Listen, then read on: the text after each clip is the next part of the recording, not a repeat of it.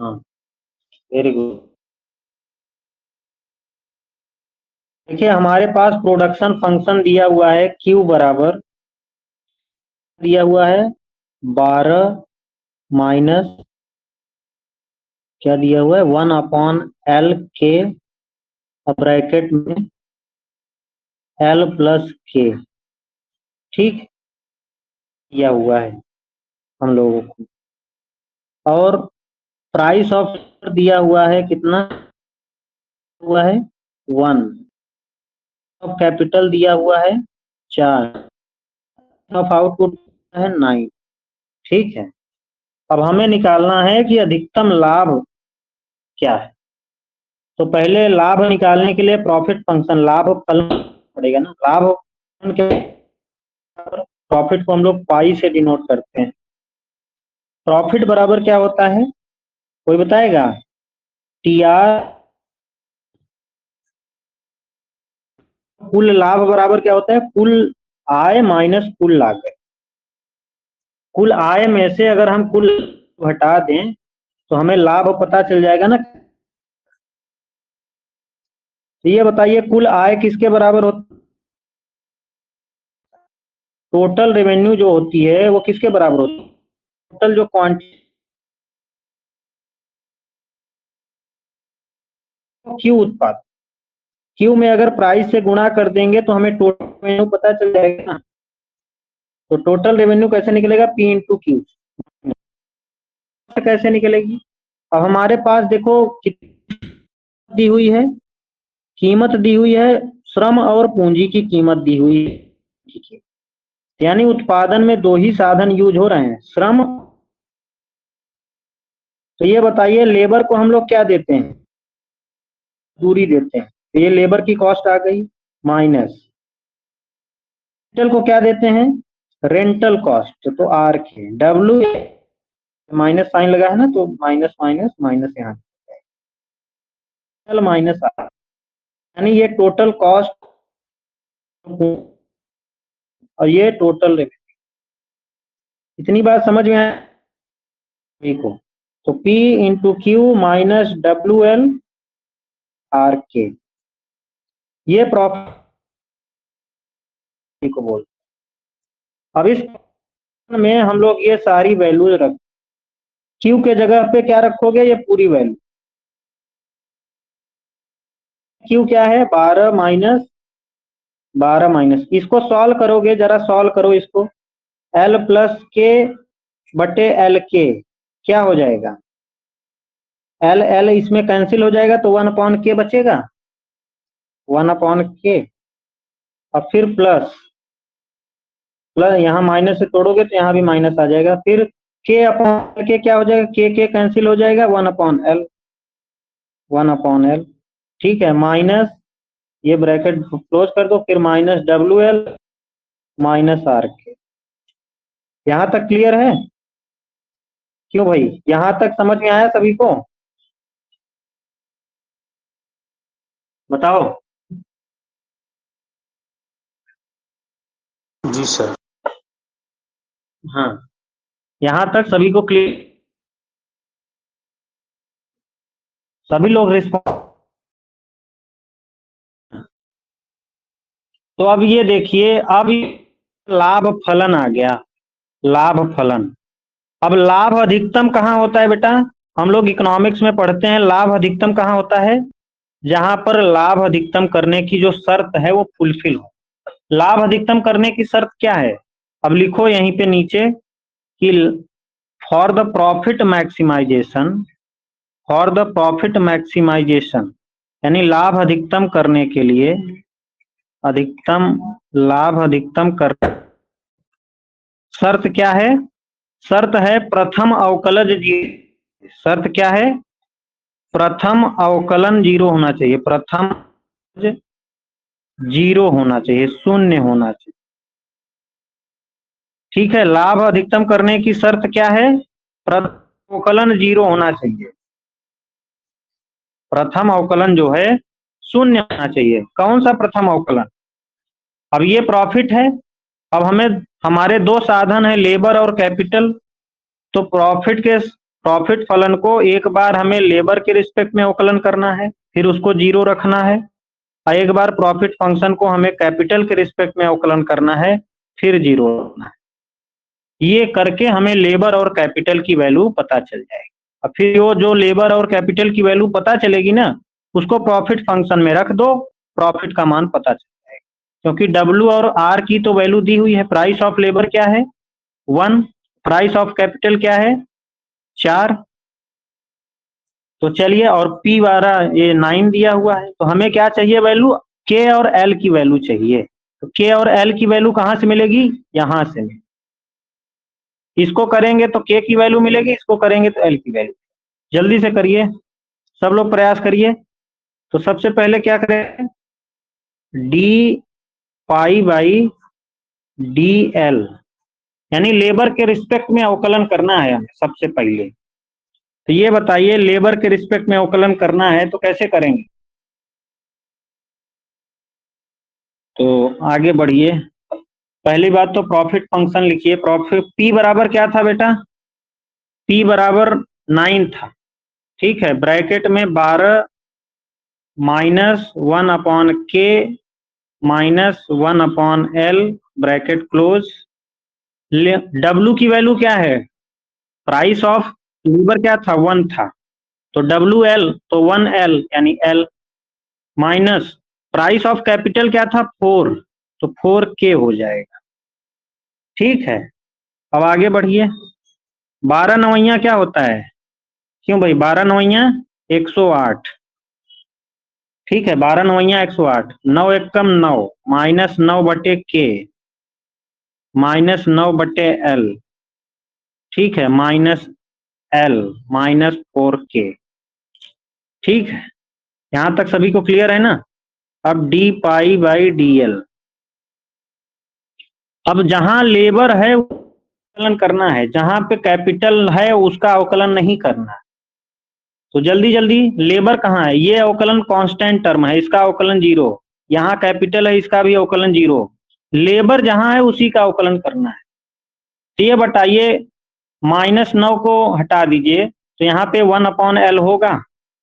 1/l का अवकलन क्या होता है? 1/l का 1/l को l की पावर -1 लिख सकते हो। l की पावर -1 का अवकलन क्या होगा? -1 पहले आ जाएगा, फिर l -1 तो क्या हो जाएगा? -l की पावर -2, -l की पावर -2। तो इसको और क्या लिख सकते हैं?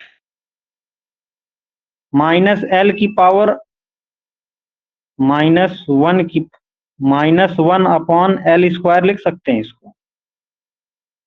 क्यों भाई, यहां तक समझ में आ रहा है ना?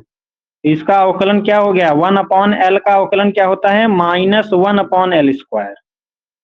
तो देखो, 9 पहले से ही है, तो 9 का गुणा 1 से करोगे तो क्या हो जाएगा? 9, और माइनस माइनस कट जाएगा, प्लस हो जाएगा, तो 9/l² हो जाएगा इसका अवकलन। और l का अवकलन क्या होता है? l से l कैंसिल, -1। ठीक है, तो टोटल चीज क्या हो गई? इसको मिटा देते हैं।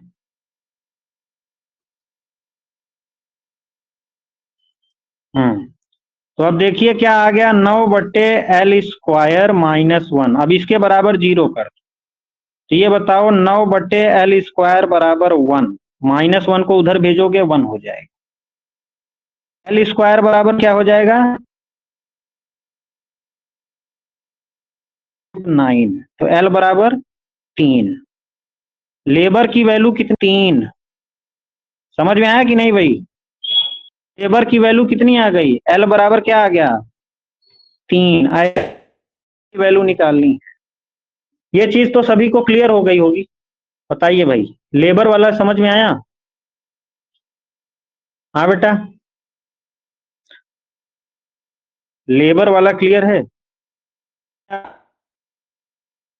लेबर वाला, हाँ। अब ऐसे ही कैपिटल की वैल्यू निकालोगे। लेबर 3 आ गया, अब इसको हम मिटाते,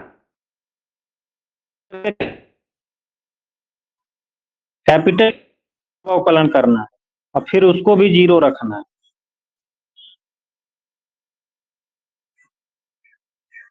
तो फिर से प्रॉफिट फंक्शन लिखिए। प्रॉफिट फंक्शन हमारा क्या था, लाभ फलन क्या था हमारा, लाभ फलन है हमारा 108 के माइनस 9/L। एल करना है कैपिटल रिस्पेक्ट में। तो कैपिटल कहाँ कहाँ है, एक तो कैपिटल यहाँ है, एक कैपिटल, बाकी सब जीरो। तो 9/L का अवकलन क्या हुआ था, 9/L²। 9/K का अवकलन क्या होगा, 9/K²। ठीक है। फिर -4K है, 4 आ जाएगा। अब इसके बराबर जीरो क्या हो जाएगा, 9/K² -4 बराबर जीरो। तो क्या हो जाएगा, 9/K² बराबर 4। -4 है, उधर जाएगा +4। तो K² बराबर क्या हो जाएगा बेटा, K² बराबर क्या हो जाएगा, 9/4। K² बराबर क्या हो जाएगा, 9/4। तो K बराबर क्या हो जाएगा, √9/4। √9/4 क्या होता है, 3/2। तो K बराबर क्या आ गया, 3/2 और L बराबर 3। समझ में आया सभी को, क्यों भाई, सभी को पूंजी वाला भी क्लियर है।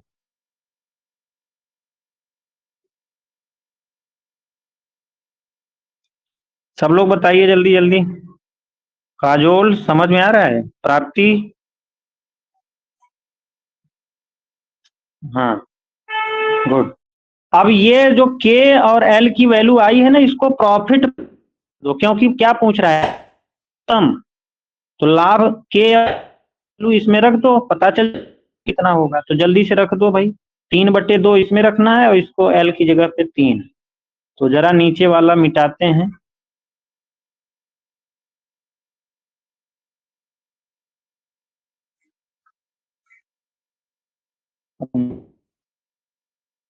आठ -9/3/2, 9/3/2 -9/3 -L की जगह पे क्या रखना है, 3। और 4 गुणा K कितना है, 3/2। ठीक है। क्या हो जाएगा बेटा, 108 माइनस, ये 3 टर्म है तो 2 उधर जाएगा, तो 9 3 18/3 हो गया, -9/3 -3 -4 3 12/2। ठीक है। 3 3 त्रिका 9 और 2 छंग 12। क्या हो गया, 108 -6 -3 -6। तो माइनस वाले पूरे जोड़ो, 6 6 12 6 18। 108 में से 18 घटाओगे कितना बचेगा बेटा, प्रॉफिट कितना हो जाएगा, 90। प्रॉफिट कितना आ गया, 90। तो देखो ऑप्शन में कहीं 90 दिया हुआ है, ऑप्शन में कहीं 90 दिया हुआ है, 63 नंबर क्वेश्चन में है भाई, ढूंढिए आप लोग, 63 में कहीं 90 दिया हुआ है, थर्ड वाला। तो थर्ड आंसर करेक्ट हो जाएगा।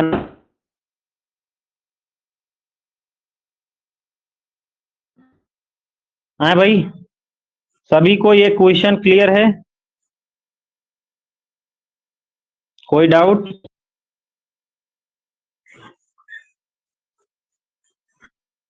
हाँ बेटा, कोई डाउट किसी को इसमें, कोई भी डाउट हो तो पूछ सकते हो। अब दूसरा क्वेश्चन पढ़िए आप लोग। दूसरा क्वेश्चन, दूसरा क्वेश्चन तो आसान है, जल्दी से बताइए आप लोग क्या होगा आंसर इसका। दूसरे का आंसर बताइए। 64 नंबर क्वेश्चन का आंसर देखिए क्या होगा, डी। 64 नंबर का आंसर कौन बताएगा, फटाफट बताइए, और जो गलत बताएगा उसको मार पड़ेगी। ने पढ़ाया हुआ है, अब अगर आप लोगों को याद हो तो, अभी जो नए बच्चे हैं उनको नहीं याद है, पुराने बच्चे सब पढ़े हुए हैं, इसका फार्मूला हमने लिखवाया भी हुआ है। गुरुत्व मॉडल यानी ग्रेविटी मॉडल किसने दिया था, ग्रेविटी जो मॉडल है, जो गुरुत्व का मॉडल है, ये अंतरराष्ट्रीय अर्थशास्त्र का मॉडल, सबसे पहले यही मॉडल आया था। इस मॉडल को कौन दिया था? टिनबर्जन। कौन दिया था? टिनबर्जन ने। टिनबर्जन ने इस मॉडल को दिया था। और टिनबर्जन जो गुरुत्व मॉडल है उसमें बता, देश जो हैं वो एक दूसरे से ट्रेड किस आधार पे? डिस्टेंस के आधार, किसके आधार? दूरी के आधार पर। एक दूसरे से कितने वो दूरी पर हैं, कितने पास हैं, इसके ऊपर उनका ट्रेड व्यापार निर्भर करता है। और उसी को दिखाने के लिए इन्होंने एक फार्मूला दिया था। वो है, वो फार्मूला है TIJ। क्या बता रहा है? TIJ क्या बता रहा है भाई? ट्रेड की value between the two country. Two country कौन है? I और J। I और J कंट्री के बीच में ट्रेड की मूल्य क्या है, ट्रेड व्यापार का मूल्य क्या है, वो TIJ दिखा रहा है। TIJ बराबर क्या होता है? A इंटू YI इंटू, गुणा का साइन लगा लो, इंटू YJ अपॉन DIJ। ए है कांस्टेंट टर्म, स्थिरांक है, ठीक है, प्राचल। YI क्या है? आई कंट्री का GDP है। YI क्या है? आई देश का GDP। और YJ क्या है? J GDP। YJ क्या है? आई और J देश कितनी डिस्टेंस है, कितनी दूरी है, DIJ दिखा रहा है। तो ये समझ में आया कि नहीं? तो ये किस किसमें मिल रहा है भाई? तो थर्ड विल बी करेक्ट। कोई थर्ड नहीं बताया है, सोच लीजिए आप लोग। है भाई, कोई थर्ड नहीं बताया है। सभी को क्लियर है? हाँ, सभी को।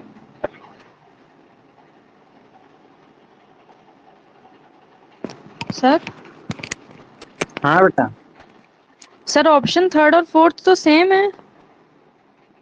थर्ड और फोर्थ सेम कहाँ है? फोर्थ वाले में देखो एब्सोल्यूट वैल्यू लिखी हुई है ना, एब्सोल्यूट नहीं होता है इसमें। इसमें सिंपल फार्मूला अच्छा हो। सर। देखो दो दो डंडी खींची हुई ना YJ में, तो वो अच्छा फार्मूला सर। नहीं है। हाँ, ठीक है, सभी को क्लियर हुआ कि नहीं भाई? कोई डाउट तो नहीं है? चलें आगे, बताइए।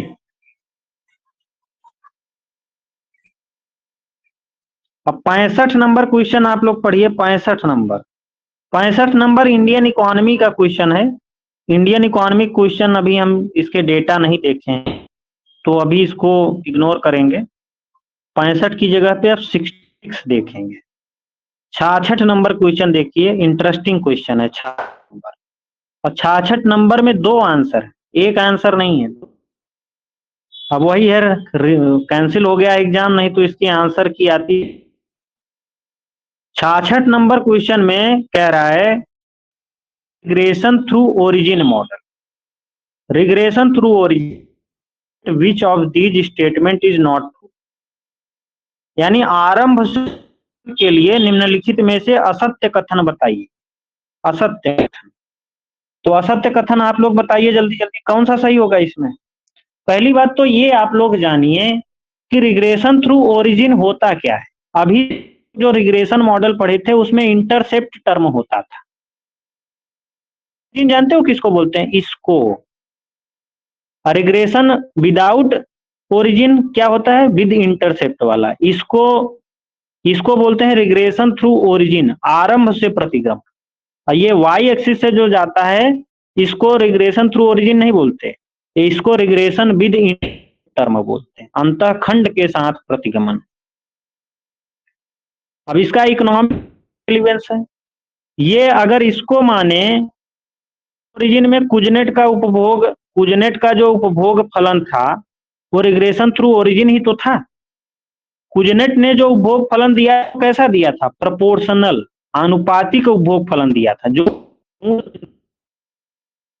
तो इसको कुजनेट को उपभोग फलन को क्या बोलेंगे? Regression through origin. और कीन्स के उपभोग फलन को क्या बोलेंगे?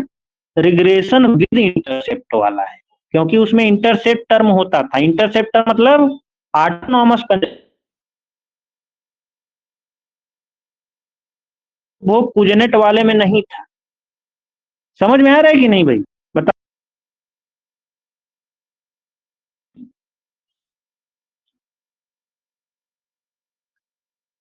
तो अब बताइए भाई, सर क्लियर हो रहा है ना?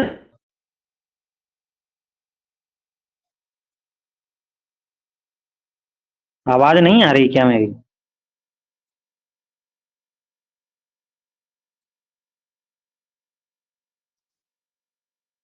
क्यों भाई, मेरी आवाज नहीं आ रही क्या आप लोग? आ रही है सर। पांच तो दो महाराज हैं। रिस्पांस दिया करिए ना आप लोग, तभी मजा आएगा ना। कोई अच्छा, केवल कोई और बोलेगा, कोई और बोलेगा, चक्कर में कोई नहीं बोलता है। रिस्पांस।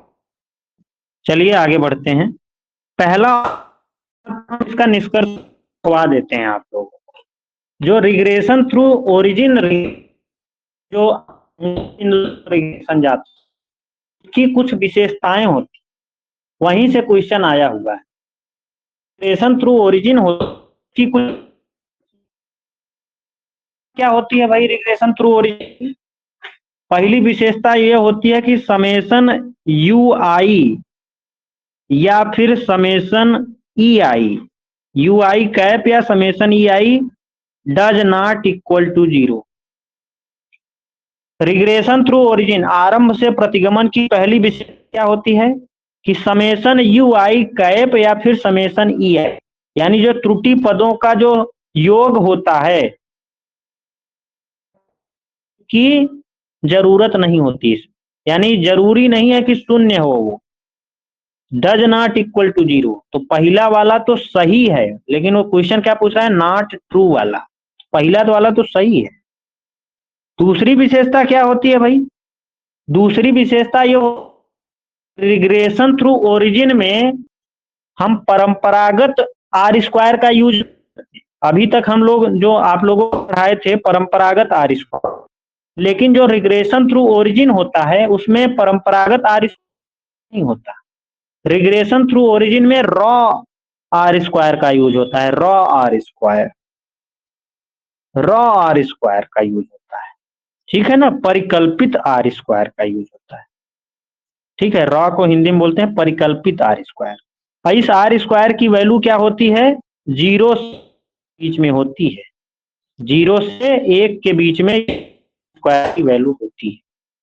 लेकिन सवाल ये उठता है, खास क्या है वो ध्यान में रखिएगा कि ये जो रिग्रेशन थ्रू ओरिजिन वाला जो रॉ स्क्वायर है, यानी जो आरंभ से प्रतिगमन का जो रॉ आर स्क्वायर है, परिकल्पित आर स्क्वायर है, ये परंपरागत आर स्क्वायर यानी जो सिंपल आर स्क्वायर है उसके साथ कंपेरेबल नहीं है, उसके साथ तुलना करना योग्य नहीं होता है ये। तो दूसरा ऑप्शन जरा ध्यान से पढ़िए, लिखा है मोटे तौर पर परिकल्पित आर स्क्वायर यानी रॉ आर स्क्वायर जो है वो जीरो से एक के बीच में संतुष्ट करता है। तो पहला वाला यहां तक तो सही है, लेकिन आगे क्या लिखा है? एंड परिकल्पित आर स्क्वायर से प्रत्यक्षता तुलनीय है। ध्यान से समझ, इसमें क्या लिखा है? Is directly comparable the conventionally R square. ने अभी आपको क्या बताया कि जो रॉ आर स्क्वायर, परिकल्पित आर स्क्वायर है, डायरेक्टली प्रत्यक्ष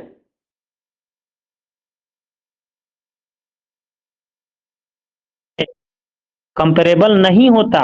तो सेकेंड ऑप्शन सही है, क्योंकि सेकेंड में पार्शियली सही है, क्योंकि पार्शियल पहला वाला के पहले वाला तो सही है और के बाद वाला गलत है, तो सेकेंड गलत। तो सेकेंड ऑप्शन सही माना जाएगा। लेकिन आगे एक और कहानी है, आगे वाला पढ़िए। थर्ड ऑप्शन क्या है? In estimating the model we use, बिल्कुल हम मॉडल का अनुमान वर्गों और सभी गुणनफलों के मोटे तौर पर लगाए गए योगफल का प्रयोग करते हैं। ये भी सही है। थर्ड वाला सही है, 1 सही है। देखो फोर्थ वाला क्या कह रहा है, परंपरागत रूप से परिकल्पित आर नकारात्मक मान देता है। कह रहा है कन्वेंशनली कंप्यूटेड आर स्क्वायर में गिव निगेटिव। देखो एक चीज ध्यान में रखना आप लोग कि जो रिग्रेशन थ्रू ओरिजिन वाला जो आर स्क्वायर है, जो रॉ आर स्क्वायर है, हो सकती है। जो रॉ आर स्क्वायर इसकी वैल्यू निगेटिव भी हो सकती है, लेकिन जो हम लोग कन्वेंशन पढ़े थे, यानी जो सामान्य आर स्क्वायर है उसकी वैल्यू, लेकिन यहाँ पे क्या है, परंपरागत रूप से परिकल्पित दे सकता है, ये गलत है। रॉ आर स्क्वायर क्या हुआ बेटा? सर स्टक हो रही है वॉइस। सर मेन पॉइंट्स में अभी सर clear है? आवाज नहीं आ रही। हाँ सर अभी अभी सही है? क्लियर है, लेकिन जब आप बोल जी जी अभी क्लियर है। हाँ तो आगे बढ़े। क्यों? तीन पॉइंट सभी को थे भाई, 3 पॉइंट 1 2 3, जल्दी जल्दी बताइए। 1 2 3 क्लियर था? जी सर। हाँ। सब लोग जल्दी जल्दी 2 था?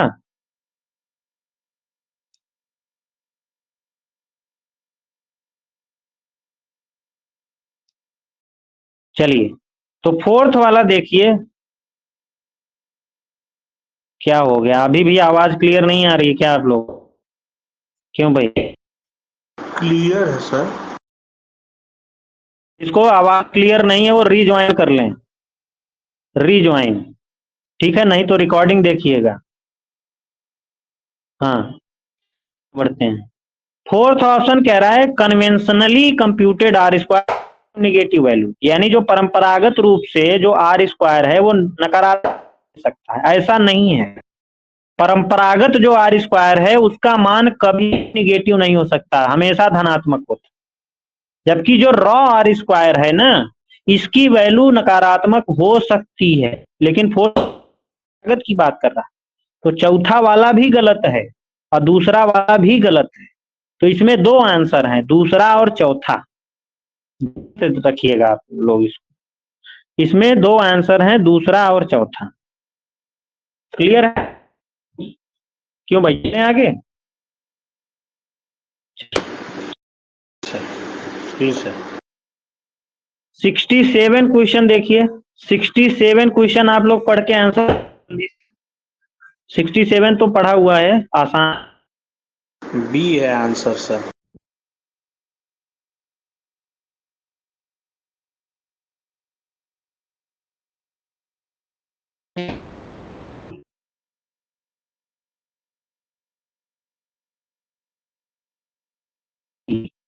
अच्छा ये बताइए आप लोग, क्वेश्चन कह रहा है निम्नलिखित में से पर्यावरणीय कुजनेट वक्र के लिए कौन सा सही? पर्यावरणीय कुजनेट वक्र का क्वेश्चन है। पर्यावरणीय वक्र क्या दिखाता है?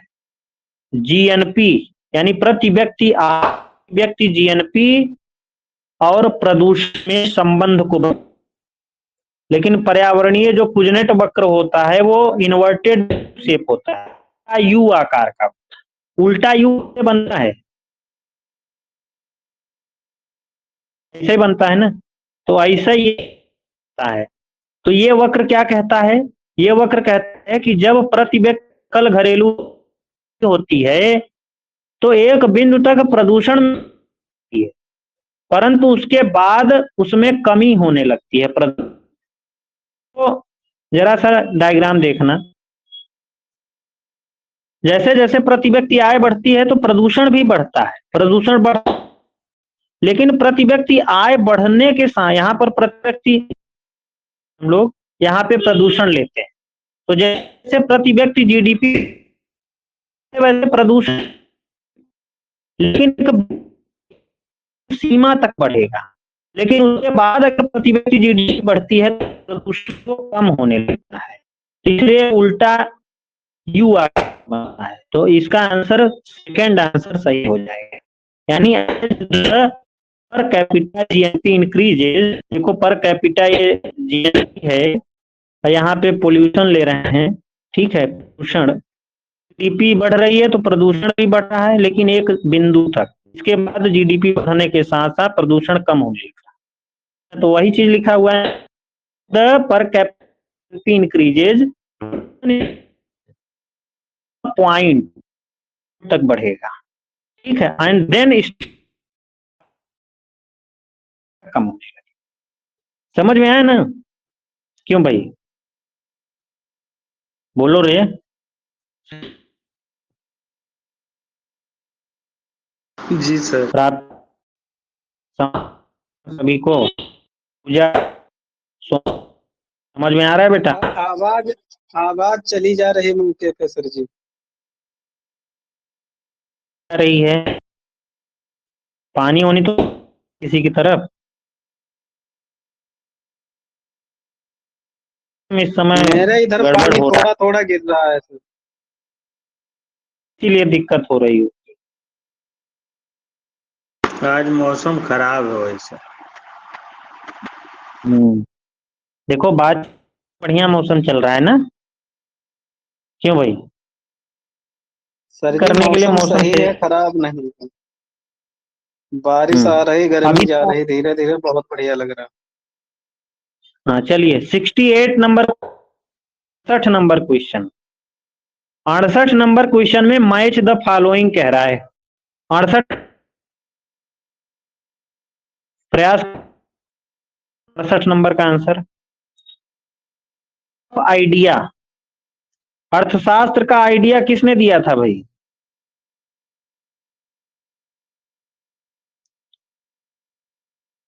कार्य करके सीखना, लर्निंग बाय डूइंग, कार्य किसने दिया था? K J Arrow. तो हो जाएगा, हो जाएगा थर्ड। कार्य करके सीखना किसने दिया? जो Arrow, K J Arrow. Double hand का कॉन्सेप्ट एडम स्मिथ ने दिया था, का वो फर्स्ट। सर ये एनिमल स्पिरिट का क्या मतलब होता है? बताएंगे बताएंगे बताएंगे। स्पिरिट का कॉन्सेप्ट जे,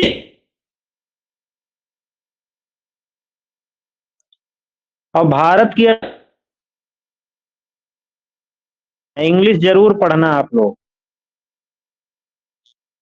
इंग्लिश जरूर पढ़ना इसका। इकोनॉमी का कॉन्सेप्ट किस दिया था? पॉल रोम। तो आंसर क्या हो जाएगा भाई? 4। ए का 4 किसी में दिया हुआ है? 2 वाले में।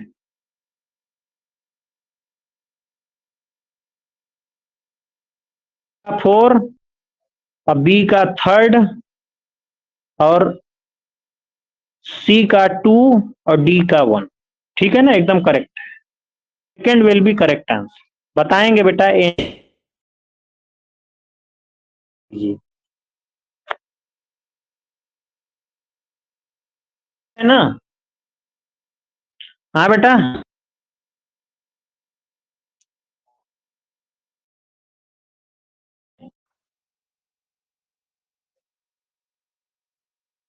बताओ रे। जी सर। हम्म,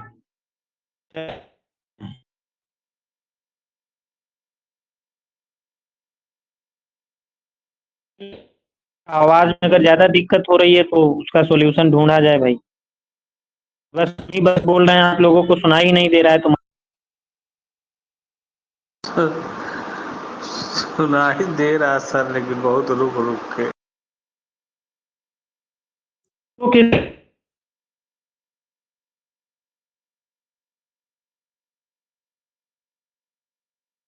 आवाज? सोनाली आपको क्लियर है? अवधेश, काजोल, पूजा, सौम्य, कृपानंद, जी सर सर, जी जब ऐसे बात तो कर रहे समझ हैं में तो आ रहा है, पूरा जब कुछ पढ़ाते हैं तब आवाज गायब हो जाती है।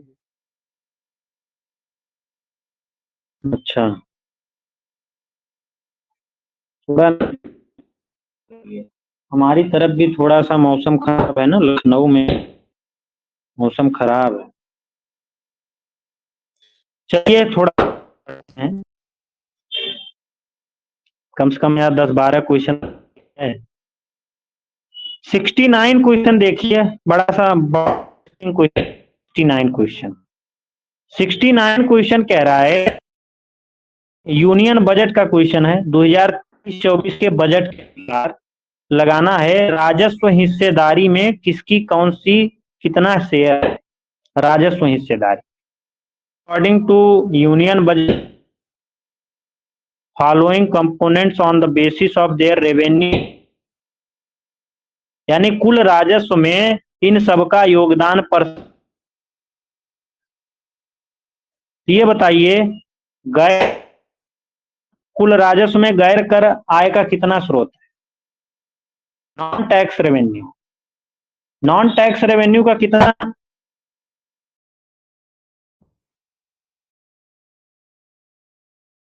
सबसे ज्यादा आय कर का है सर, इतना जानते हैं।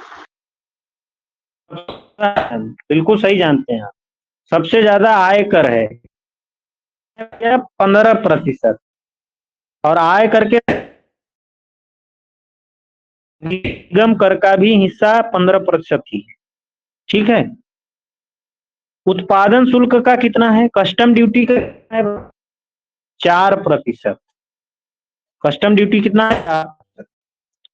नॉन डेब्ट कैपिटल रिसिप्ट कितना है, गैर ऋण पूंजी आय कितना है 2%, 2%। अकेले उत्पादन शुल्क जनरल एक्साइज ड्यूटी का कितना है प्रतिशत भाई, 7%।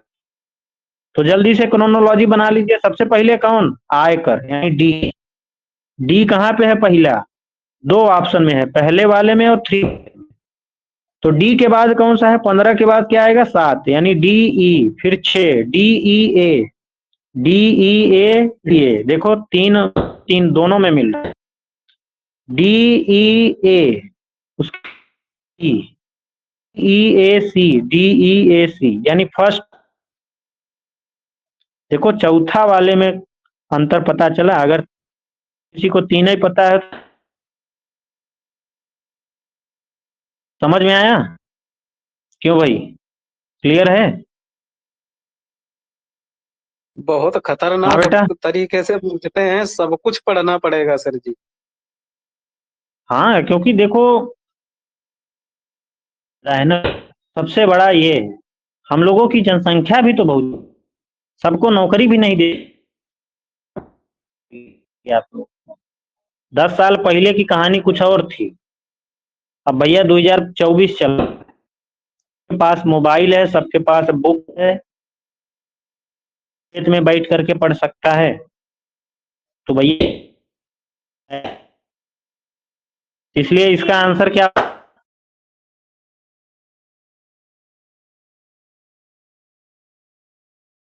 रैमसे कॉस कूपमैन मॉडल है, ये full form Ramsey Cass Koopman model, Ramsey Cass Koop है कि प्रति कामगार उपभोग वृद्धि, growth rate of consumption per worker पूछ, इसका फार्मूला में क्या है, ये क्या था, आरटी माइनस, ये फार्मूला है जो रैमसे कॉस को क्या दिया था, RT minus rho theta, RT theta, RT क्या है भाई, रेंटल रेट, ये आरटी क्या है, rental rate of capital, rental rate of capital, पूंजी का रेंटल दर या लगान दर, पूंजी का लगान दर है यार, को क्या बोलते हैं, डिस्काउंट फैक्टर है, ये बट्टा दर है, बट्टा कारक, बट्टा कारक। और थीटा क्या है? थीटा स्थिरांक है, स्थिरांक कोफिशिएंट है, तीनों वेरिएबल है। ठीक है ना, समझ में आया सभी को?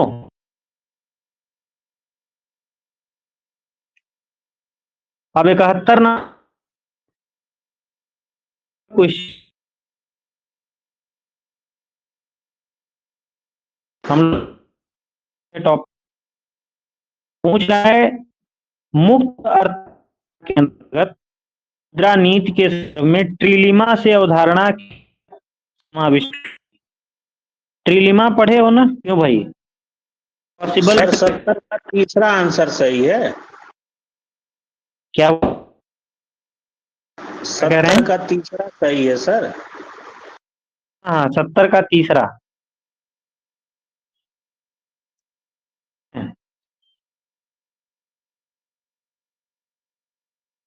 ना आप लोग, मैं जो भी आंसर बता रहा हूं आप लोगों को 101% सही है, इसमें कोई आंसर गलत हो ही नहीं सकता, इसकी मैं गारंटी ले रहा हूं। मैं के रैमसे कॉफमैन का आर्टिकल अब के देखा में हूँ,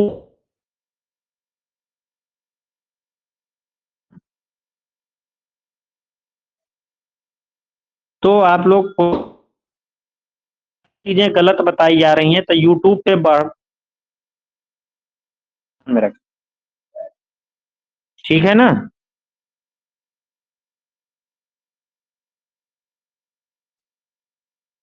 सभी को